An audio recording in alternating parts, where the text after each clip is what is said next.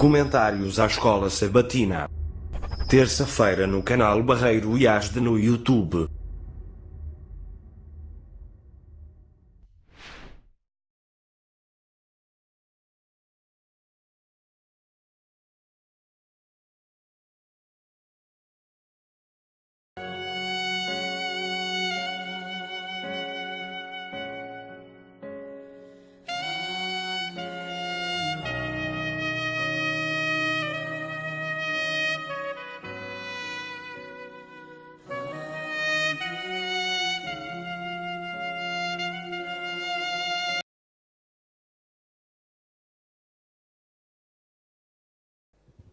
Como texto base para o culto desta manhã, o pastor escolheu 2 versículos. Encontra-se em Salmos 78, 70 e 71. Diz assim: Também elegeu a Davi, seu servo, e o tirou dos apriscos das ovelhas. De após as ovelhas pejadas o trouxe, para apacentar a Jacó, seu povo, e a Israel, sua herança. Vamos aguardar então em silêncio o culto.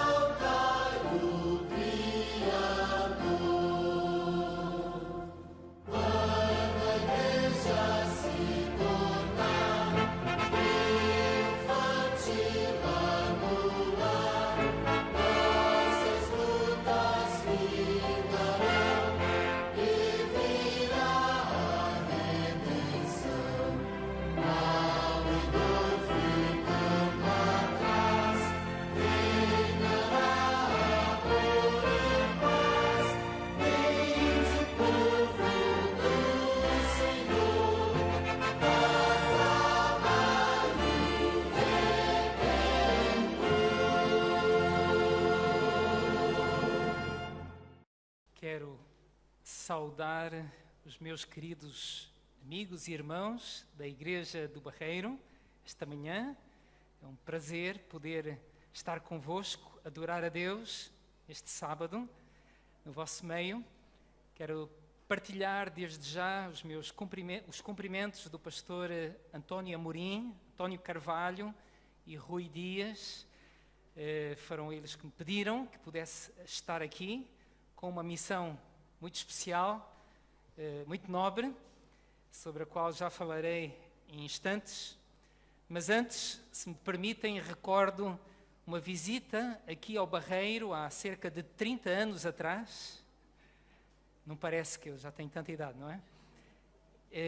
Estava aqui o pastor Fernando Mendes, na altura, pessoa com quem minha família tem uma relação especial.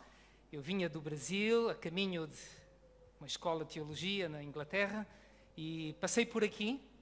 Então ele levou-me para passar um dia aqui numa casa na Costa da Caparica com, penso que o irmão Sebastião.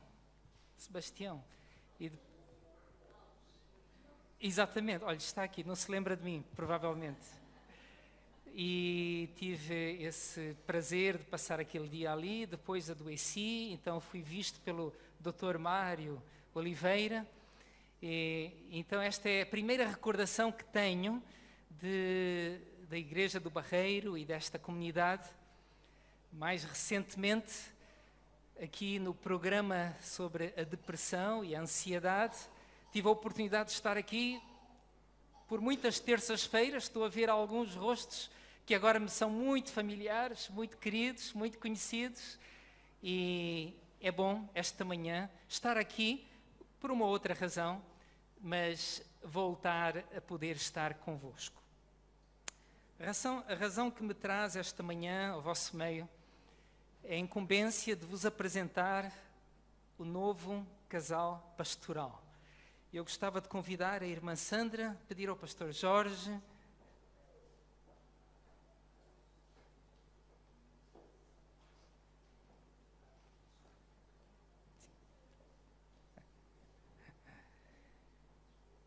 A irmã Sandra Machado, pastor Jorge Manuel Gonçalves Machado,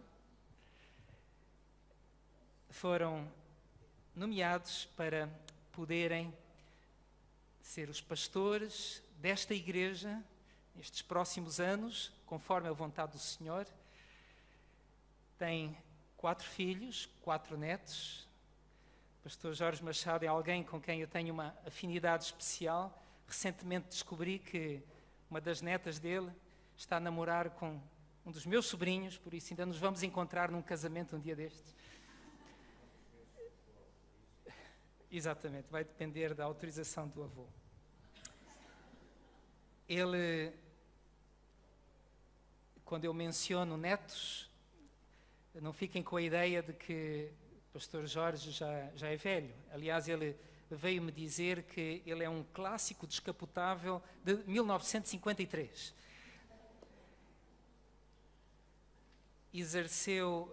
Começou a exercer o seu ministério em 1984, no Sotavento Algarvio, uma série de igrejas que compõem este distrito pastoral ainda hoje. Depois foi transferido para uma terra linda, que é os Açores, não é? E lá esteve durante 8 anos, seguindo depois Setúbal e igrejas próximas durante 6 anos, Coimbra a seguir durante um quinquênio, e então como secretário da Associação Ministerial, juntamente com a igreja de Queluz, durante um pequeno período. Foi a sua missão no quinquênio seguinte. Neste último quinquênio, ele esteve nas igrejas de Alvalade e Torres Vedras. Depois, uma doença o impediu de continuar. Teve durante 2 anos numa baixa médica, mas pela grande graça de Deus, o Senhor o restabeleceu. E ele pôde reassumir o seu ministério e estiveram na igreja de Canelas, Vintes e Pedroso durante 2 anos. Louvamos a Deus porque o Senhor os tem abençoado ricamente. Por onde passaram, sei que tem sido uma bênção e tem conduzido almas aos pés de Cristo. Eles hoje são aqui apresentados. Temos a certeza que mesmo as experiências mais recentes de dor, de sofrimento, têm sido também uma forma como Deus os tem ajudado a compreender ainda mais aqueles que sofrem, e com certeza que o Senhor os abençoará ricamente. Damos então as boas-vindas e os apresentamos à Igreja de Barreiro, e pergunto se Sandra, Pastor Jorge dirigirá algumas palavras a esta igreja. Eu quero cumprimentar os irmãos, afinal de contas já somos, penso, de alguns, muitos, bem conhecidos, porque a Igreja de Barreiro, não sei porquê, mas sempre teve um lugar especial no meu coração. E às vezes eu brincava com a Sandra e dizia, quem sabe um dia vou ser pastor ali. Não é? Já não tenho pela frente muitos anos de ministério, mas Deus concedeu-me ainda essa graça de poder estar entre vós, e estou com muita alegria, acreditem, com muita alegria, sentindo que esta é uma bênção de Deus. Agradeço as palavras amistosas do pastor Daniel Bastos, realmente é um grande amigo, um servo do Senhor, todos apreciamos também o seu trabalho. Não estou a apresentá-lo à igreja, pastor, mas é bom esta referência. A igreja quer dizer, e porque o nosso tempo vai muito longo já, que, irmãos, eu vim para estar a 100% a servir a igreja. Apesar dos pesares, se eu não pudesse estar a 100%, não estaria aqui hoje a ser apresentado a esta igreja. Não estaria. Mas porque Deus, e disse bem o pastor Daniel Bastos, me concedeu a bênção de poder sair de uma situação muito complicada e poder ter hoje saúde, boa disposição, forças, energias. Deus concedeu-me isso, teve misericórdia, então, por isso mesmo, eu aqui estou. E acredito que nada acontece sem que Deus realmente permita. A igreja poderá contar comigo, como eu disse, a 100%. 24 horas por dia, 7 dias por semana, 365 dias por ano e 366 naquele maroto ano que nos obriga a trabalhar mais um dia. Por isso, esteja à vontade, queridos irmãos. Estou aqui com toda a alegria, acreditem. Estou aqui com o espírito de ajudar a igreja, de colaborar convosco. E só tinha um pedido a fazer à igreja. É provável que eu, durante este tempo que aqui vai estar, faça alguns pedidos à igreja. Mas este é o meu primeiro pedido. Orem por mim. Orem pela minha família. Porque eu estarei orando por cada um de vós, pelas vossas famílias. Orem pelo trabalho do pastor. E eu creio que é assim, orando uns pelos outros e aproximando-nos assim uns dos outros, estaremos mais perto também de Jesus. E melhor cumpriremos a missão que o Senhor nos deu. Que Deus nos abençoe ricamente. Amém.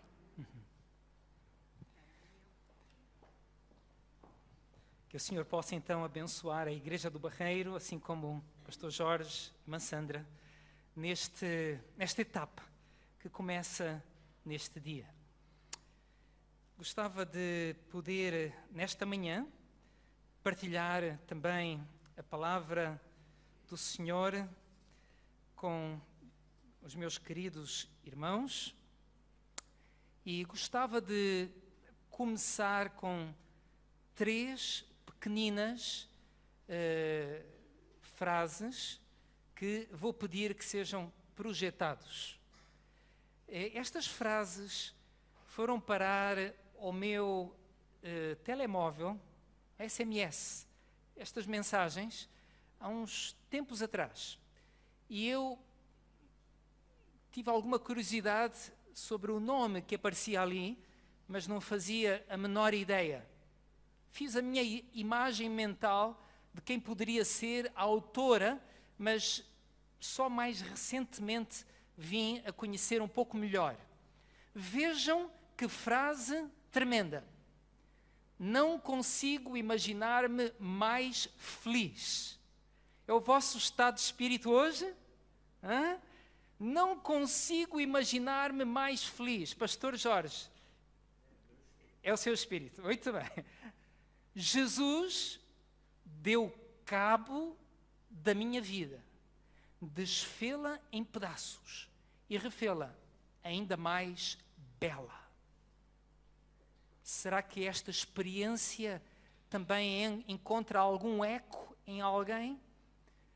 E eu, depois de analisar melhor estes textos, comecei a pensar quem seria esta Kate Davis. Quanto mais lia, é dela também esta outra frase, quanto mais lia e aprendia a respeito do que Jesus disse, menos gostava da vida que via à minha volta. Comecei a perceber que Deus queria mais de mim e eu queria mais dele. Deus fez nascer em mim o desejo de viver com um propósito e de uma maneira diferente de todas as pessoas que eu conhecia. Ainda vou colocar mais este parágrafo. Por isso, voltei a desistir da minha vida. E desta vez, definitivamente, já não tenho nenhuma das coisas que o mundo diz que são importantes. Há dias que não tenho eletricidade, mas tenho tudo que sei que é importante. Tenho uma paz e uma alegria que são inimagináveis e que só podem vir de um lugar bem melhor do que este mundo. Eu não me vou atrever a perguntar se alguém se identifica agora com este terceiro parágrafo, porque não estamos no Caribe, não sei como é que as coisas estarão neste momento na Flórida. Certamente aí algumas pessoas poderiam se identificar com a situação descrita acima, ali no parágrafo, mas certamente que temos aqui alguns pensamentos interessantes. Gostavam de conhecer um pouco mais acerca desta Kate Davis? Como é que a imaginam? Uma senhora bastante vivida, com muitas experiências, alguns anos. É assim que a imaginam? Uma longa experiência com Deus? Não sei se alguns sabem quem é esta autora, mas se quiserem, se há quem não saiba, então vou-vos dizer que vão ter que esperar até o fim do culto. Não saiam, só vou dizer no fim. Queria-vos convidar neste momento a abrirem a vossa Bíblia, a Palavra de Deus, o nosso alimento. E vamos abrir no Salmo 78. O Salmo 78 é o segundo salmo mais comprido da Bíblia, do livro de Salmos. Não se assustem, não será este o segundo sermão mais longo do ano. Espero. Capítulo 78 do livro de Salmos, nós vamos ler apenas alguns versículos. E vamos tentar encontrar uma mensagem que está dentro do salmista, do coração, da experiência deste homem de Deus, que poderá ter uma relação com a autora que mencionamos há pouco, poderá ter uma relação com a experiência da nossa vida, com a experiência da vida desta igreja. Capítulo 78 começa com a frase, com a palavra escutai. E depois, no versículo 2, diz o salmista: eu abrirei os lábios em parábolas e publicarei enigmas dos tempos antigos. O que ouvimos e aprendemos, o que nos contaram nossos pais, não o encobriremos a seus filhos. Contaremos à vindoura geração os louvores do Senhor e o seu poder e as maravilhas que fez. Ele estabeleceu um testemunho em Jacó e instituiu uma lei em Israel e ordenou a nossos pais que os transmitissem a seus filhos, a fim de que a nova geração os conhecesse. Filhos que ainda hão de nascer, se levantassem e por sua vez os referissem aos seus descendentes, para que pusessem em Deus a sua confiança e não se esquecessem dos feitos de Deus, mas lhe observassem os mandamentos. Estes primeiros versículos são um repto do salmista para que aquilo que tem sido a experiência de uma geração seja transmitido à geração seguinte e à outra que ainda há de vir. O conhecimento os milagres, as maravilhas de Deus devem ser transmitidas. Um dos textos mais importantes para o povo de Israel é aquilo que, abreviado, eles chamam de o Shema. Em Deuteronômio 6, versículos 4 a 7, começa da mesma forma. E certamente a inspiração deste texto serviu para o salmista.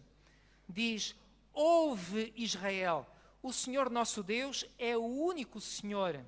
Amarás, pois, o Senhor teu Deus de todo o teu coração e de toda a tua alma e de toda a tua força, e estas palavras que hoje te ordeno estarão no teu coração, e tu as inculcarás a teus filhos, e delas falarás, assentado em tua casa, andando pelo caminho, ao deitar-te e ao levantar-te.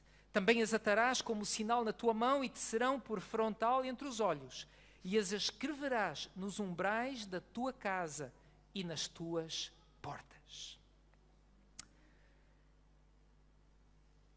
Este era o dever de cada pai, de cada mãe em Israel.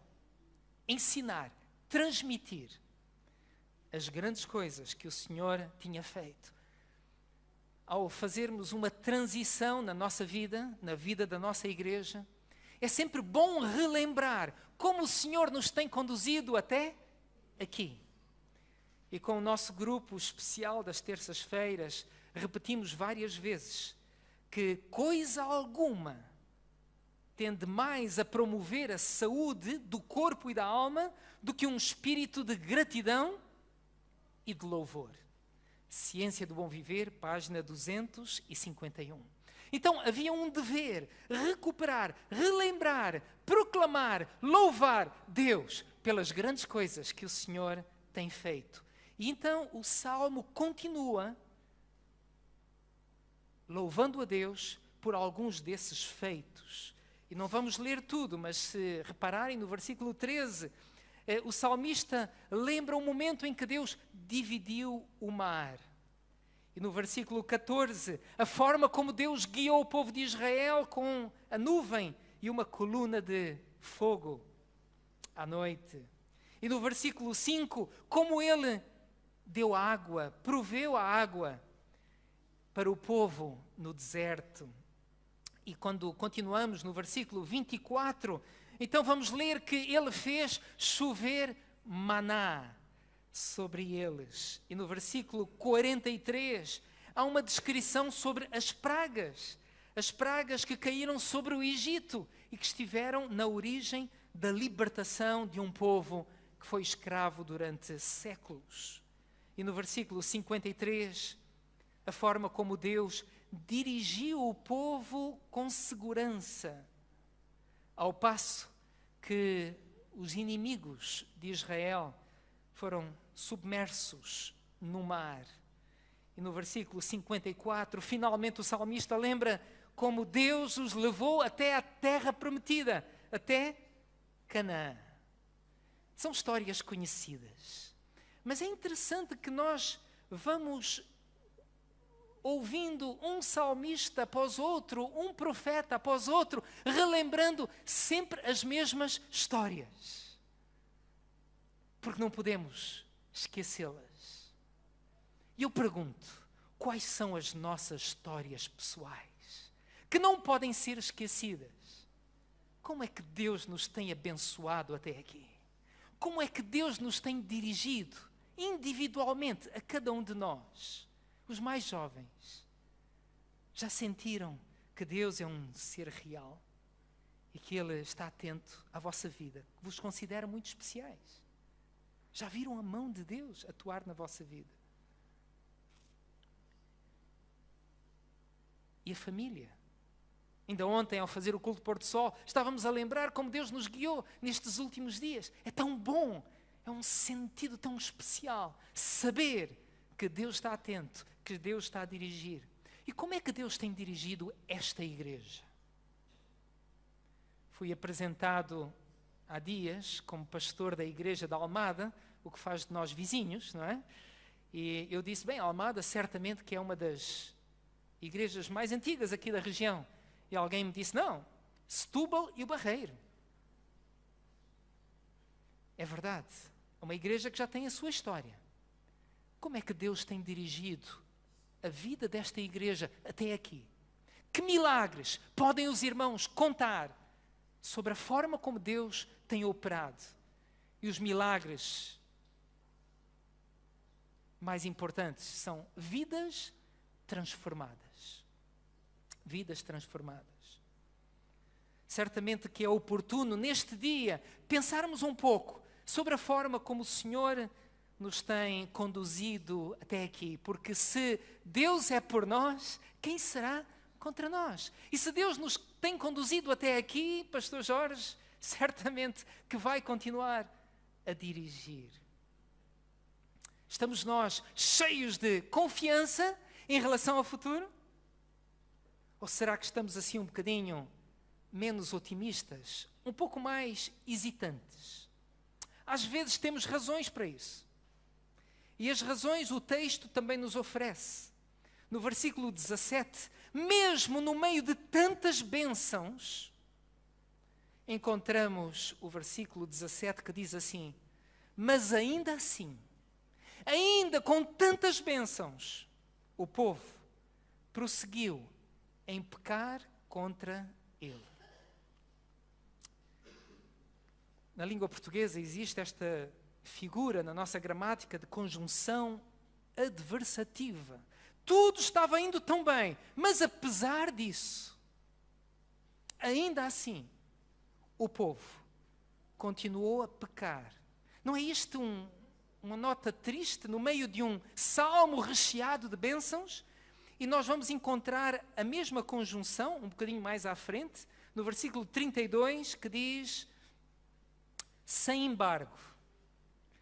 Os espanhóis usam muito esta expressão, nós menos, mas faz parte da nossa língua. Sem embargo disso, continuaram a pecar. Ou ainda no versículo 56, ainda assim, tentaram o Deus Altíssimo.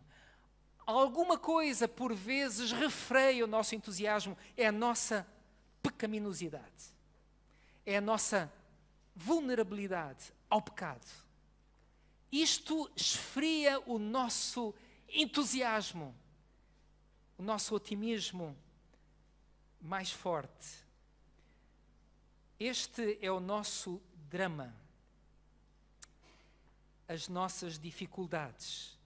O versículo 8 revela como o povo prevaricava, era rebelde, diz o versículo 8. O versículo 10 diz que eles deixaram a lei. O versículo 30 diz que eles não reprimiram o apetite. O versículo 32 diz que eles continuaram a pecar. E o versículo 58 diz que eles provocaram Deus com a sua idolatria. E então o versículo 60 diz: por isso Deus abandonou o tabernáculo de Siló. Antes do profeta Samuel, era lá que estava o tabernáculo, na tribo de Efraim. E no versículo 61 diz que a arca da sua força passou ao cativeiro. Uma história tão linda, estava a ir tão bem, e de repente esta mancha, o pecado, a fraqueza e a debilidade. E o que é que Deus fez? O que é que Deus poderia fazer numa situação destas? Se virarmos a página para o versículo 70, ou versículo 65, diz assim: então o Senhor despertou. É verdade que a Bíblia diz claramente que Deus não dorme, não dormita o guarda de Israel, mas aqui diz: o Senhor despertou. E outra figura de linguagem ainda é utilizada. Mas depois, no versículo 68, diz: escolheu antes a tribo de Judá, o monte Sião, que ele amava, e construiu o seu santuário. E o versículo 70, também escolheu a Davi, seu servo, e o tomou dos redis das ovelhas, e tirou do cuidado das ovelhas e suas crias, para ser o pastor de Jacó, seu povo, e de Israel sua herança. Os irmãos estão a ver a estrutura deste salmo? Primeiro, as maravilhas na história de um povo. Depois, a fraqueza de um povo. E a resposta de Deus. Deus enviou um pastor a Israel. Literalmente. Foi chamar um rapazinho que era pastor de ovelhas para ser pastor de uma nação. É isto que está aqui neste texto. Foi assim que Deus respondeu ao desafio, à necessidade do seu povo, que Ele muito, muito amava. E nós sabemos que Davi não é apenas o rei, pastor, autor, profeta, salmista. Ele era pastor, como Pedro foi pescador. Ele conduziu aquele povo à glória. Israel viveu os seus momentos mais gloriosos sob, vamos dizer, o pastorado de Davi. Mas Davi representa algo mais. A tribo de Judá. Da tribo de Judá viria também o filho de Davi. E todos conhecemos a história daqueles 2 cegos em Jericó, a clamar: tem misericórdia de nós, filho de Davi. Ou mesmo aquela mulher cananeia descrita em Mateus 15, que também procurou: filho de Davi, tem misericórdia, porque a minha filha está muito mal. Sim, queridos irmãos, é plano de Deus que hajam pastores na igreja. Deus enviou um pastor a Israel por causa da sua necessidade de ser conduzido. Deus enviou um pastor. Mas a Bíblia nos apresenta aquele que é o bom pastor. Nós lemos isso em João capítulo 10. Eu sou o bom pastor. E conforme nós podemos ler em Romanos 8:32, Deus nos deu este bom pastor e com ele todas as demais coisas. Todas as demais coisas. E se abrirmos a nossa Bíblia em Hebreus capítulo 13, vamos encontrar novamente uma referência aos pastores. Lembrai-vos dos vossos guias. Agora é uma referência usando esta outra analogia. Os quais vos pregaram a palavra de Deus e, considerando atentamente o fim da sua vida, imitai a fé que tiveram. Lembrai-vos dos vossos guias. Lembrai-vos dos vossos pastores. E o versículo 17 diz ainda: obedecei aos vossos pastores, vossos guias.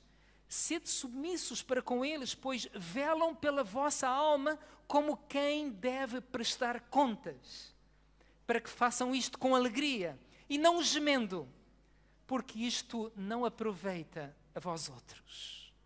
Lembrai-vos dos vossos guias, dos vossos pastores.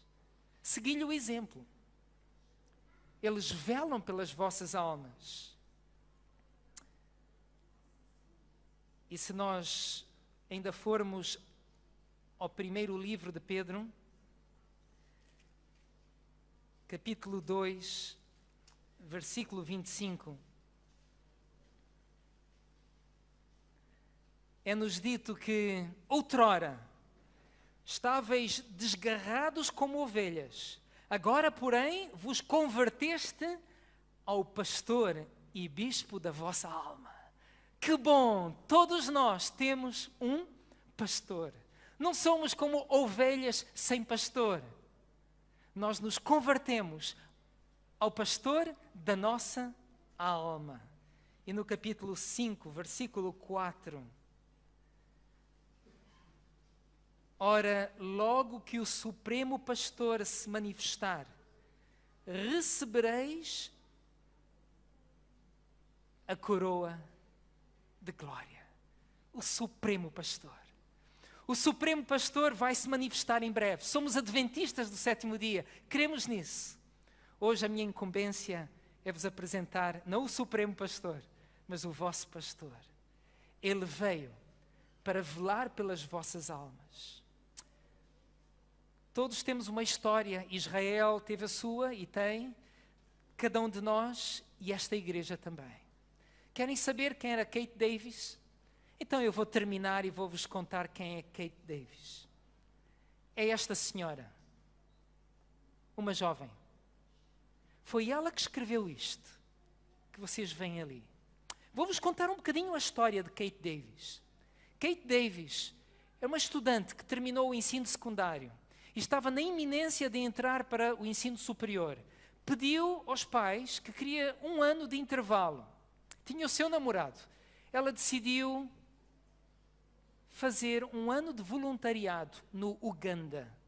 E foi fazer esse voluntariado no Uganda, na perspectiva depois de, como todos os jovens, salvo a expressão, pudesse voltar para o seu país, os Estados Unidos, e então completar a sua carreira académica, casar, essas coisas. Fazem parte da vida. Ela foi fazer esse voluntariado num orfanato, com crianças. Passou 1 ano. Sentiu a necessidade destas ovelhinhas. E começou a sentir-se uma pastora para estas crianças. Encantou-se. Empatizou. Bem, quando ela voltou aos Estados Unidos, ela disse aos seus pais algo que os fizeram tremer. Disse-lhes: olha, afinal, eu já não quero ir para a faculdade. Afinal, eu quero voltar para o Uganda. Os pais aceitaram, era a decisão dela, respeitaram essa decisão, ela voltou, mas o que veio a seguir é que foi preocupando ainda mais os seus pais, porque ela não apenas se limitou a ir para aquele país, a continuar o seu trabalho, como começou a adotar crianças. 1, 2, 3, 4. Podem continuar a contar. Ela adotou 13 meninas.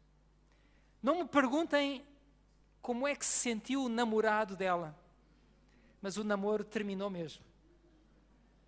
Aqui está ela, com as suas filhas, uma moça de 18 anos, agora com 19 e pouco. Volta para o Uganda, começa a adotar crianças. E aqui está ela, com as suas filhas. Estão aqui todas.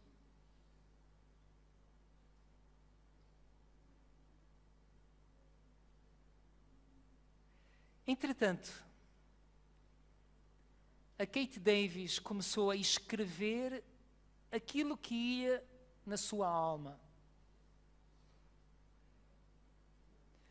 Está a falhar aqui o controle.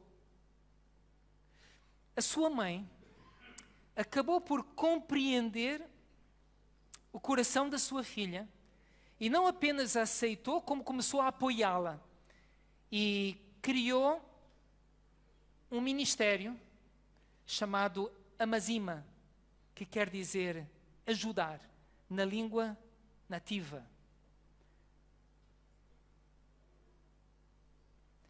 E aqueles pensamentos que vos apresentei no início desta mensagem são extraídos deste livro. Beijos de Katie. Tornou-se um best-seller do New York Times, um livro, foi lido por milhares de pessoas, se não milhões de pessoas. E o testemunho desta jovem, os seus sentimentos, a sua dedicação, a sua consagração ao pastorado de 13 ovelhinhas, e não só, começou a tocar na vida de várias pessoas. Em algum momento ela escreveu: muitas vezes ainda me sinto esmagada pela magnitude da necessidade e pelo incrível número de pessoas que precisamos de ajuda. E olho para a vida do meu Salvador, que parou por um só. E a sua vida continuou a ser conduzida nesta direção. Aprendi que não vou ser eu a mudar o mundo, será Jesus a tratar disso. Posso, no entanto, mudar o mundo para uma pessoa. E se uma única pessoa vir o amor de Cristo em mim, cada minuto terá valido a pena. Na realidade, toda a minha vida valerá a pena. Uma jovem. As pessoas perguntam muitas vezes se acho que a minha vida é perigosa, se tenho medo. Tenho muito mais medo de ficar no conforto.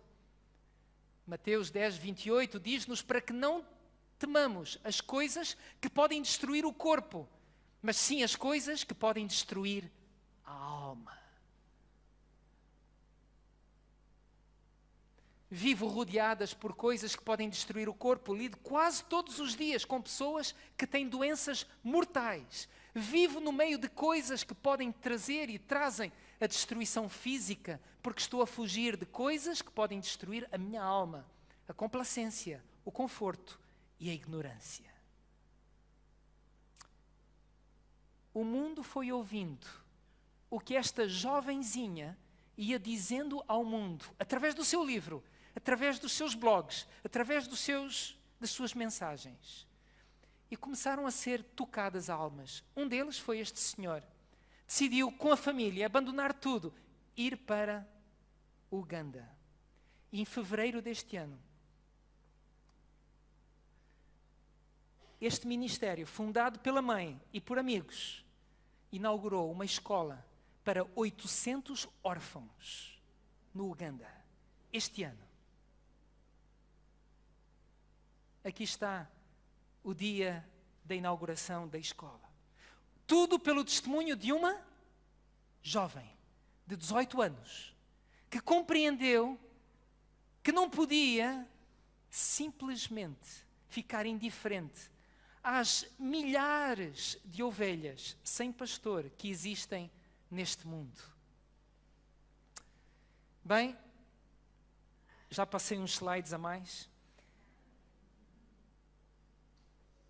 No livro e nas entrevistas, Kate diz, bem, não estou preocupada comigo.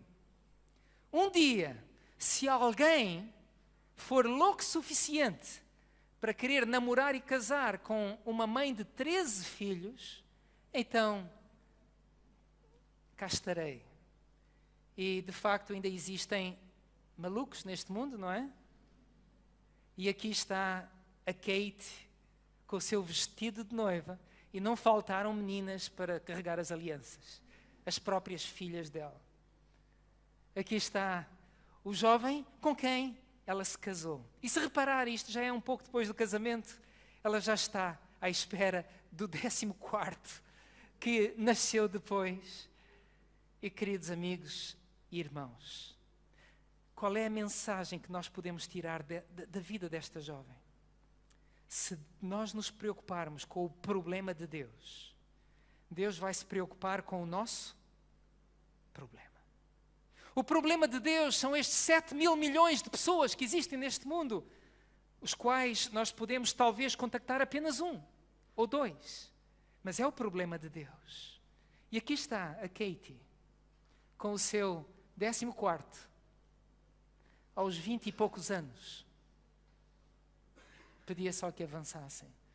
E a conviver com os seus irmãozinhos. Podíamos avançar? Diz ela ainda no seu livro, as pessoas que querem fazer a diferença não fazem nada para chamar a atenção para si mesmas. Limitam-se a prestar atenção às necessidades cotidianas dos outros, mesmo que seja de uma só pessoa.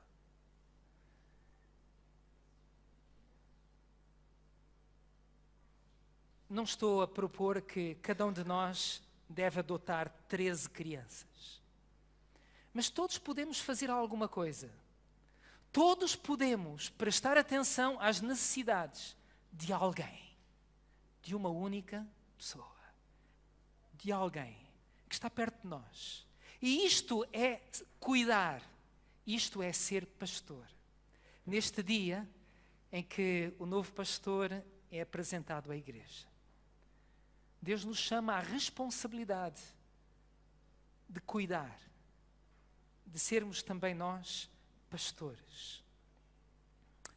Não há limites à utilidade de alguém que, pondo de parte o próprio eu, abre margem para a operação do Espírito Santo em seu coração e vive uma vida inteiramente consagrada a Deus. Queridos irmãos, todos nós temos uma história. Deus tem-nos abençoado, apesar das nossas falhas, apesar dos nossos erros.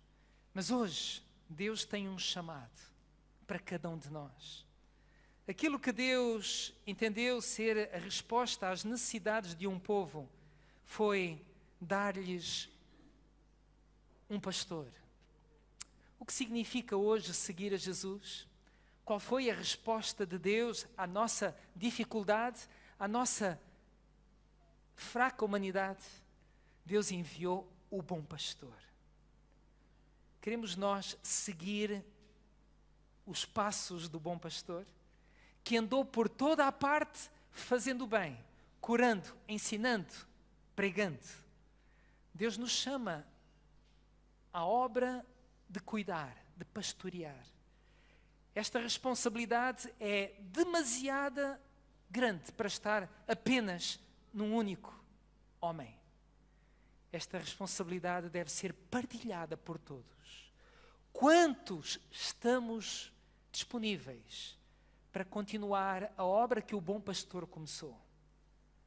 Quantos estamos dispostos a nos unirmos ao pastor divino, ao supremo pastor e ao nosso pastor, o guia que nos hoje é apresentado, na continuação desta obra maravilhosa, até que o supremo pastor se revele em glória?